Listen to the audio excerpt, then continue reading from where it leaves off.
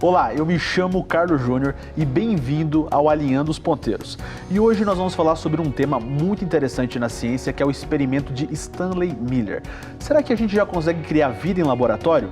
É isso mesmo que a gente vai falar hoje aqui no nosso programa. Então, já pega o bloco de anotações, já puxa o caderno que você vai aprender um pouco mais se a vida já pode ser surgida em laboratório ou não. Então fique ligado com o Alinhando os Ponteiros, acabou de começar.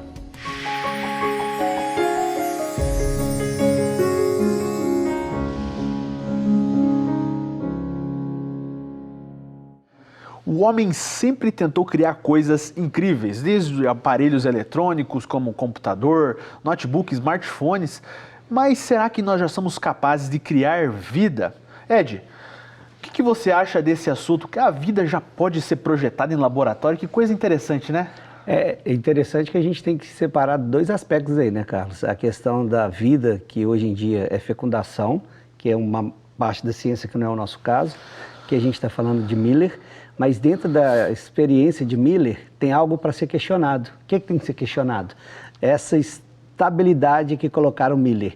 Colocaram Miller num patamar, numa instância que ele é inquestionável, que é a experiência de Virou Miller. Um dogma, né? É um dogma e que através dessa experiência tem as soluções e dá respostas que são inadequadas, porque o experimento dele não é absolutamente correto e tem várias falhas, sabia disso? O que é engraçado desse experimento é que ele tenta criar todas as condições necessárias para tentar produzir vida.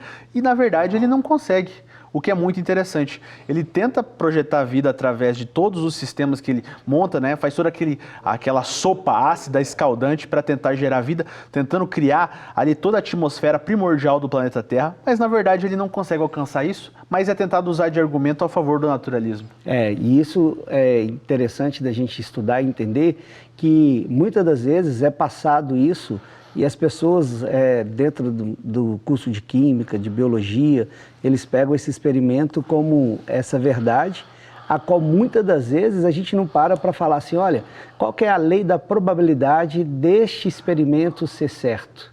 Já pensou na lei da probabilidade? É quase zero para o experimento que ele fez ter esse alcance e esse renome, que eu acho que não é tão digno disso não. E o que é interessante no meio de tudo isso é que para você tentar produzir vida, ele, junto com os seus parceiros de laboratório, tentam criar as condições ali em escala, né, da Terra primordial. Mas só que ele está buscando criar, então você tem uma mente inteligente que é o cientista e a sua equipe tentando projetar. Isso já demonstra um argumento a favor do design inteligente, porque você tem uma causa, você tem alguém ali projetando. Ele não está colocando simplesmente as coisas ali e elas estão se desenvolvendo. Ele está ali por trás, ali configurando, tentando fazer aquela pesquisa, o que já demonstra uma causa inteligente nessa pesquisa. E é interessante que a gente tem um professor renomado, a qual você vai apresentar, que é daqui da nossa terra e que tem essa especialidade e que nos ensina muito sobre o Miller. Que é o Dr. Rudinei Augusti, ele que é aqui da Faculdade de Minas Gerais, né, na Federal, e ele tem doutorado em Química, né, um dos grandes especialistas aqui no Brasil na área de Química. E ele vai poder falar um pouco mais sobre essa sopa primordial. Então, gente, fica ligado, pega o seu bloquinho de anotação para aprender um pouco mais tecnicamente desse assunto. Vamos lá. Agora os problemas começam a ficar mais sérios. A segunda lei da termodinâmica. Se existe uma teoria que é comprovada, milhares, milhões e milhões de vezes comprovada, é a termodinâmica. Você não pode fugir da termodinâmica. A segunda lei da termodinâmica envolve um parâmetro chamado entropia, cuja representação é a letra S maiúscula. O que é entropia? Entropia mede o grau de desorganização de um sistema. A tendência natural é que os sistemas partam de um estado mais organizado para um estado mais desorganizado. Quer uma prova? Quarto de adolescente. Baixa entropia, baixa desorganização. A tendência natural é que o quarto do adolescente atinja esse estágio aqui. É a tendência natural. Aqui nós temos alta entropia. Assim se comportam os sistemas, todos os sistemas existentes na natureza. Bom, e como é que eu passo de um estado de alta desorganização, alta entropia, para um estágio de baixa entropia? A mãe do adolescente vai lá com o chinelo na mão, arruma o quarto, ou seja, o adolescente precisa gastar energia direcionada para arrumar o quarto. Assim são os sistemas vivos também. Aqui, ó. Então, a variação de entropia nesse exemplo, ela é maior do que zero, organizado para desorganizado. Essa é a tendência natural, isso que diz a segunda lei da termodinâmica. Um sistema parte de uma auto-organização espontaneamente para um estado de muita desorganização. Acontece que a síntese de peptídeos e proteínas, olhem, aqui nós temos aminoácidos, sistema altamente desorganizado, gera peptídeo e proteínas. Aqui eu tenho um sistema altamente organizado, aqui altamente desorganizado. Vai contra a segunda lei da termodinâmica, ou seja, ΔS é menor que zero. E não adianta falar que existia uma energia dos vulcões para causar essa reação. Como eu falei, no quarto do adolescente, ele precisa gastar energia para organizar o sistema. E tem que ser energia controlada. A energia vinda dos vulcões, ela é descontrolada, ela não tem controle, ela não tem capacidade para sair de aminoácido e ir para a proteína. Ah, mas como é que os organismos vivos fazem para sintetizar proteínas? Ora, eles usam energia controlada, que é o ATP, e toda uma maquinaria perfeita, extremamente organizada, sendo guiado pelo DNA, com os códigos, né? Não vou entrar nesse assunto nesse momento. Então, essa história de que aminoácido pode gerar proteína espontaneamente é contra a segunda lei da termodinâmica. Outros problemas também envolvem a segunda lei da termodinâmica, que é a lei de Gibbs, energia livre de Gibbs, e uma reação somente é considerada espontânea se elas realizam trabalho, ou seja, se elas liberam energia, ou seja, G diminui, G é o símbolo da energia livre de Gibbs. Isso é da fisicoquímica, acho que muitos estudantes aqui estão estudando, já viram isso. Acontece que a condensação de 2 aminoácidos para formar um peptídeo e água, ela tem um ΔG maior que zero, ela exige energia. Então, fere também, esse parâmetro também é contrário à segunda lei da termodinâmica. Terceiro problema, isso foi mencionado pela Mayara também. Reações competitivas. Na gororoba de Stanley Miller, não havia apenas aminoácidos. Havia aminoácidos, aminas e ácidos carboxílicos. Qual que é o problema disso? Isso aqui é um veneno para a propagação da cadeia peptídica. Porque se esse ácido carboxílico reagir com essa amina, a cadeia peptídica está bloqueada. Mesma coisa a amina. Se ela reagir com o terminal ácido carboxílico de um aminoácido, a expansão da cadeia peptídica está totalmente bloqueada. Então, isso é um veneno. Coloquei aqui, né? Além disso, desses subprodutos laterais, a cadeia R de muitos aminoácidos, elas contêm grupos funcionais idênticos ao grupo principal dos alfa-aminoácidos. Vejam aqui, por exemplo, olha, a lisina. A lisina tem NH2, que pertence ao grupamento alfa-aminoácido, mas ela tem um NH2 aqui também na cadeia lateral. Aqui, o ácido aspartico, ele tem o grupo ácido carboxílico, mas ele também tem o grupo ácido carboxílico na cadeia lateral. E qual que é o problema disso? Você não tem controle de reação. A reação pode acontecer nessa amina ou nessa. Se acontecer nessa, não se formam as proteínas desejadas. é os tal dos proteinoides ditos, né, na palestra anterior. Mesma coisa aqui e aqui. São reações competitivas venenosas. Cinética química. Ora, a gente sabe, isso aqui aprende-se já no ensino médio, que a velocidade de uma reação é diretamente proporcional à concentração dos reagentes, né? Aqui eu mostro uma solução de um corante, só para mostrar para vocês que quanto mais intensa a cor, mais concentrado. Quanto mais fraca a cor, mais diluído. Acontece que, imagina, aminoácido sendo formado nas condições de Stanley-Miller, terra primitiva, esses aminoácidos caem no oceano. Qual a concentração desses aminoácidos? É muito baixa. Então, a cinética seria, a velocidade da reação seria totalmente desfavorável, ok? Então, nós caímos nesse problema também, né? Além da questão da termodinâmica, tem a questão cinética também. Esse também foi comentado na palestra anterior, a hidrólise em água, questão de equilíbrio químico. Estudantes veem isso, né, nos cursos de graduação, química geral, até mesmo no ensino médio, é o princípio de Le Chatelier. A condensação de 2 aminoácidos para formar um peptídeo, ela libera água. Só que essa reação está acontecendo em meio aquoso, está acontecendo num oceano de água. Pelo princípio de Le Chatelier, se a concentração de água é muito alta, esse equilíbrio tende a se deslocar nesse sentido, para reconstituir os aminoácidos de partida. Percebem? Então, mais um argumento.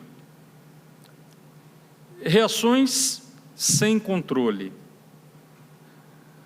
Não adianta nada você ter uma fonte de energia se você não consegue direcionar essa energia para fazer a reação que você deseja. Isso só se consegue em laboratórios devido à ação de um designer, que são os cientistas, os químicos, os farmacêuticos. Sem esse controle da energia, como, por exemplo, uma energia vinda de vulcões ou da radiação ultravioleta, a energia é péssima para uma reação, porque ela precisa ser direcionada. Prestem atenção nisso. É a mesma coisa quando você está numa cozinha e você deixa lá o seu almoço na panela com 2, 3 horas no fogo, sendo que sem nenhum tipo de controle, você nem mexe lá o guisado.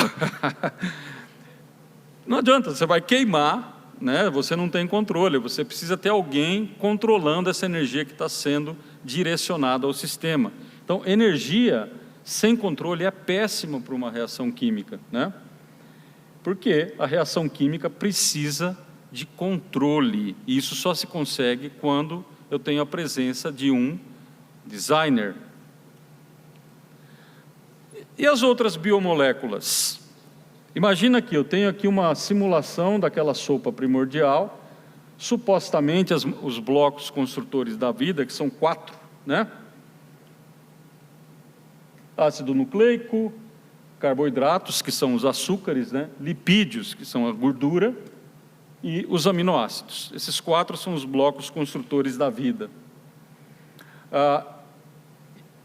E essas moléculas, 4 moléculas desse tipo, elas estão espalhadas nesse mar de água, né?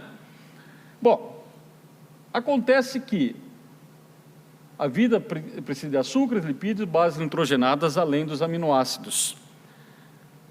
Isso também foi mencionado pela Mayara. Quando há a formação de açúcares, não há formação de bases nitrogenadas. Ou seja, você precisaria ter 2 sopas primordiais, no mesmo planeta, no mesmo ambiente. Em uma você vai ter em condições diferentes, Em uma você vai ter a formação de aminoácido, ou da base nitrogenada, desculpem, e na outra você vai ter a formação de açúcar, sem controle, em condições idênticas, né? Aqui, então, é mais um obstáculo contra a formação abiótica da vida e contra o experimento de Stanley Miller. Agora começa a parte mais séria. Probabilidade. O limite probabilístico de Borel é 1 em 10 elevado a 50.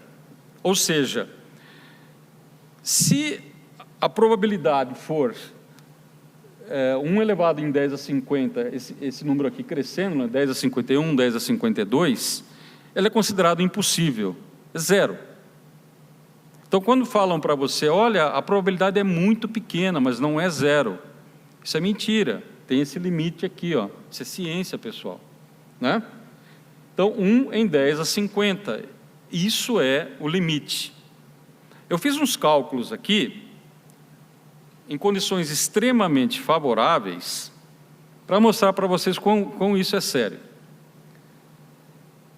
A imensa maioria das proteínas que se formam espontaneamente, se se formassem espontaneamente, elas são inúteis. Você precisa ter a sequência correta de aminoácidos. Se você não tem a sequência correta, você gera uma proteína, pode ser mesmo até venenosa para a vida. É inútil. Bom, vamos supor então, vamos fazer uns cálculos aqui com um peptídeo formado pelos 20 aminoácidos essenciais, e esse peptídeo tem 21 resíduos de aminoácidos, 21, ok?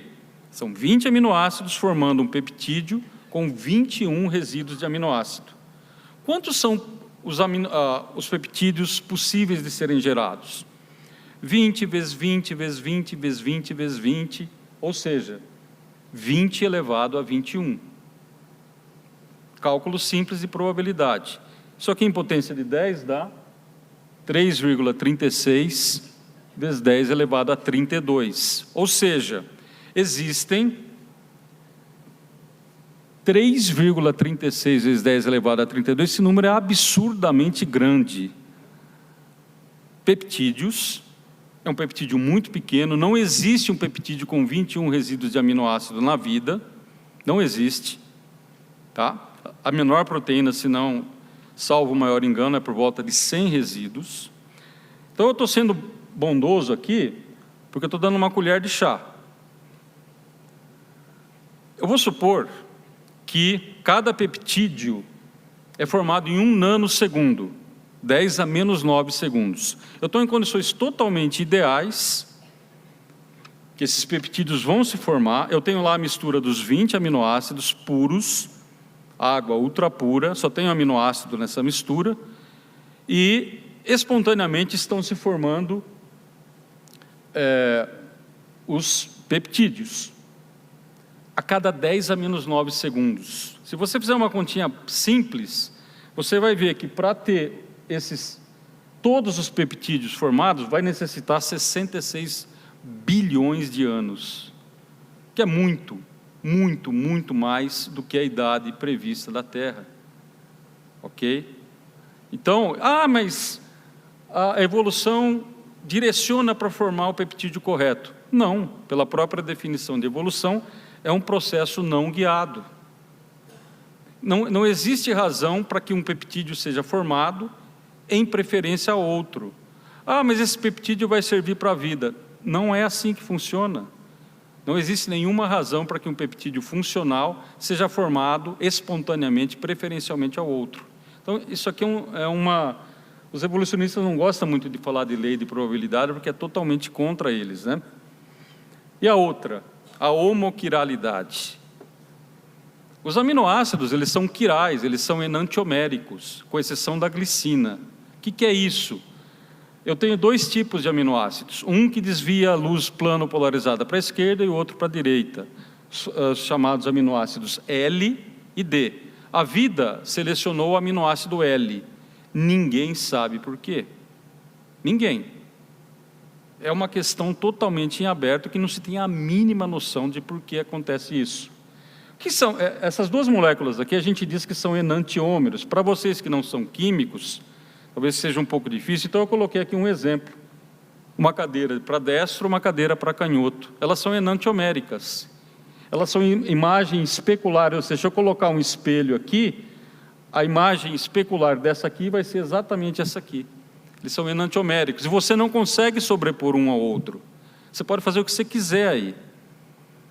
Acontece que, no experimento de Miller, a síntese, eu formo os dois tipos de aminoácidos. É uma mistura racêmica. Enquanto que o aminoácido L é essencial para a vida, o aminoácido D é um veneno para a vida. Ok? Então, isso é uma questão que não se tem a mínima ideia de como resolver esse problema. Alguns falam de que a argila conseguiu selecionar um dos enantiômeros, mas prova mesmo nenhuma, é apenas especulação. Ok? Bom, para formar a cadeia peptídica, é como se fosse uma escada. Eu preciso ter os aminoácidos enantiomericamente puros. Se o degrau estiver invertido para cá, eu perco a coerência tridimensional da escada. Tá? Aí, pessoal, eu estava pensando, o pensamento evolucionista, vocês viram a quantidade de problemas que tem. Eu falei muitos, a Mayara falou outro tanto. Ou seja, no pensamento evolucionista, tudo pode, mesmo as coisas mais absurdas. Tudo pode, vou contra a lei, isso está mais para a ficção científica do que para a ciência. Onde que acontece isso? Em histórias de ficção científica, especialmente as histórias de super-heróis. No último filme dos Vingadores, eles viajavam no tempo, modificavam o tempo, tudo pode, sem problema, é uma diversão, a gente leva os filhos e é bacana. Então, eu coloquei aqui dois exemplos de dois super-heróis, o Hulk. O Dr. Bruce Banner, ele foi submetido a uma dose de radiação gama muito intensa e ele se transformou no Hulk. É um paralelo com a teoria evolucionista. A radiação gama, a gente sabe que se uma pessoa for exposta à radiação gama, ela morre quase que instantaneamente ou sofre queimaduras muito severas. O Peter Parker, ele foi picado por uma aranha radioativa e se transformou no Homem-Aranha. Tudo pode, como o pensamento evolucionista. Ora, se você for picado por uma aranha radioativa, no máximo, eu nem sei se existe aranha radioativa, você vai ficar com uma ferida onde ela picou, ok? Como conclusão, eu respondo a pergunta que eu fiz no início. O experimento de Stanley Miller realmente comprova a origem abiótica da vida? Claro que não. Muito pelo contrário. Aquela sopa escaldante, venenosa, ela depõe contra a origem abiótica da vida. E para encerrar minha apresentação, eu gostaria de agradecer ao convite que me foi feito. Fantástico, não é mesmo? A gente vê uma pessoa da nossa terra, aqui de Minas Gerais, um cientista capacitado. Ele também esteve lá no programa, na Rádio Super 100.5 FM, na Bússola do Mundo, dando essa palestra, e a gente pôde experimentar o que é uma pessoa que dedica a sua vida à ciência, nos ensinar, através da ciência, que um design inteligente, através da pesquisa, questionar esse mito que virou Stanley Miller, esse mito, esse ícone que muitas das vezes as pessoas colocaram no meio da academia como dogma e que realmente tem as suas falhas e tem os seus defeitos, a qual muitas pessoas não param para estudar ou pensar, não é mesmo, Carlos? Mas com o avanço da ciência, nós temos total segurança de que agora é possível a gente refutar e demonstrar que esse argumento usado pelos naturalistas não passa de apenas falácias e meras noções que hoje já não funcionam mais. Desde Stanley Miller não houve mais nenhum experimento que tentou reproduzir vida, porque não é possível. Para você produzir vida, você precisa de informação.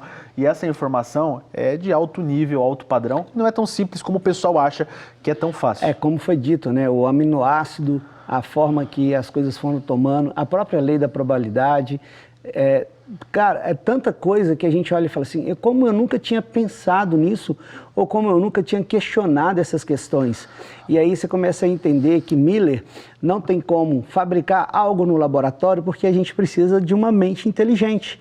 Não tem como gerar morte com vida. Vida se gera com vida, não é isso? Ainda mais nas condições que ele coloca, que são condições que não estão sendo guiadas, né? É um processo simplesmente espontâneo que não funciona da forma que deveria. Você tem um sistema que é totalmente aleatório e com condições que são até perigosas. Você está usando da morte para gerar vida, como você bem falou. Então, será que moralmente avaliando esse argumento seria uma coisa interessante? Por isso que o design inteligente está demonstrando aí uma nova configuração, uma nova proposta que fortalece o que realmente é a verdade científica. Por isso a importância de ressaltar o que a ciência faz. E é importante a gente entender que tem o que é o design inteligente, né? Que é essa busca metodológica da ciência através dessa mente que guiou e fez todas essas questões do universo. E mais uma vez o design inteligente, eu acho que está na frente e está ganhando essa corrida aí disparada rumo à verdade científica. Isso mesmo. Gente, se você está assistindo pelo YouTube, não se esqueça de deixar o seu like e se inscrever aqui no canal da Rede Super. Isso aí, bora estudar, anota, compartilha e até mais, pessoal. E deixa os comentários também que ajuda a engajar ainda mais esse vídeo, né? Isso aí. Comenta aí, faz suas perguntas, quais são os temas que vocês querem que a gente trate aqui no programa. Então não se esqueça, na próxima semana, nesse mesmo horário, nesse mesmo canal, mais um Alinhando os Ponteiros. Um abraço, pessoal!